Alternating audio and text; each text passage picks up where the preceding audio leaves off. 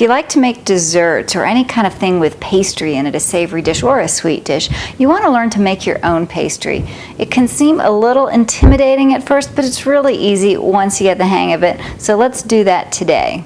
I'm making what I call a basic savory pastry, meaning there's no sugar in it. Some pastry recipes may call for egg to enrich it a little bit, and definitely some for the sweeter desserts would call for some sugar, but today we're keeping it really simple. The process is the same no matter what kind of pastry you make. So I've got my flour, so it's just regular all-purpose unbleached flour. I've got loads of butter, and I've got salt and a little bit of cold water. The key to pastry is you want your ingredients to be cold, so make sure once you cut your butter, if you're not going to use it right away, keep it in the refrigerator until you are ready to use it. Same with your water. You want ice water so that it doesn't melt the butter. Okay, I'm going to make it in a food processor. If you want to make it by hand, put your flour in a big bowl, add your butter, and use your fingers to chop up that butter into small pieces. You can also use what's called a pastry cutter if you have one of those. But for today, let's use the machine. I'm just going to add my flour to the machine and add a little bit of salt. About a teaspoon is all. And after years of experience, I know exactly how much a teaspoon is, so I don't need to measure.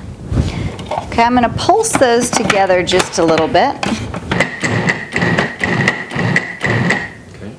Just until the flour and salt are incorporated. I'm going to add my butter now.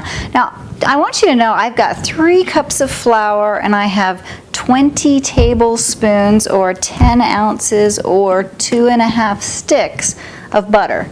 This makes enough pastry for 2 pies. I always make a double batch, which this is really a double batch, because I'm going to freeze half of it and save it for next time. Having pastry in the freezer makes your next dessert really, really simple, and you're more likely to make it again. Now I've got my butter in there, I'm going to pulse it again.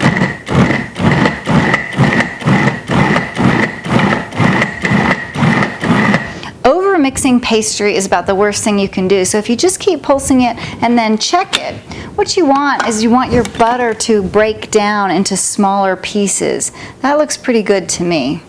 I've still got some large chunks in there, but I'm going to pulse it again once I add my water. So I don't want to overmix it. I'm going to add my water now. This is a ½ cup of very cold water. I'm going to add most of it and then pulse it and see how my texture looks.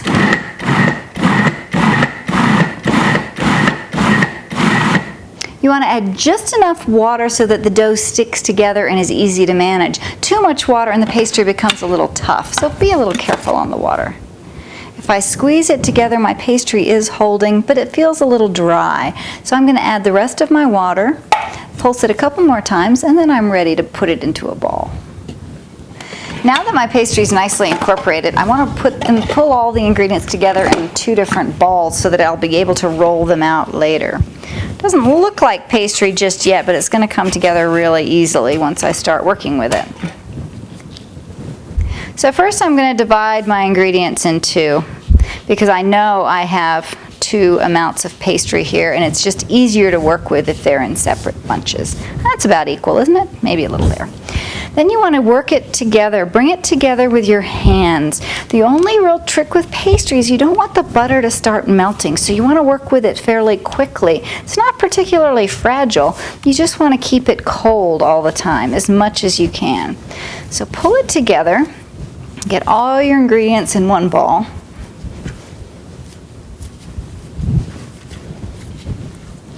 Just like that, and make it into kind of a flat disc. You can see the butter still in there in nice and big swirls. What's going to happen is when I bake this, that butter will melt and it'll give me a beautiful flaky pastry. Now all I do is wrap this in plastic wrap and I refrigerate it for, a good hour before I roll it out. That way it'll be nice and firm and hard, and it'll rest so that it won't be tough. Resting, you've got all these glutens in the flour that have gotten very agitated with all my pulsing thing that was going on. So I need to rest it so that the pastry is nice and flaky. And that's it. If you want to freeze it, wrap it really well in plastic wrap, freeze it just like that. Thaw it before you roll it out, and you've got pastry always at your fingertips. Enjoy.